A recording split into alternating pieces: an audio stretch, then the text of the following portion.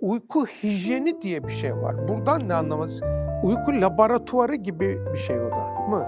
Yani bir uyku hijyeni var tabii ki. İyi uyuyanlar için, daha iyi uyumak için var. Ama bu uyku hijyeninin üstüne eğilip de o öbür tarafta milyonlarca hastayı unutmamak lazım. Çünkü uyku hastalıkları çok yaygın. Yani insanların %90'ı hayatının bir döneminde uykusuzluk yaşıyor. Hani 50 yaşındaki erkeklerin 4 tanesinden bir tanesinde ciddi bir uyku apnesi var. Yani böyle ciddi uyku hastalıkları varken ben yatak yorganla, işte ışıkla, odanın rengiyle uğraşılmasıyla uykuya büyük bir haksızlık yapıldığını düşünüyorum.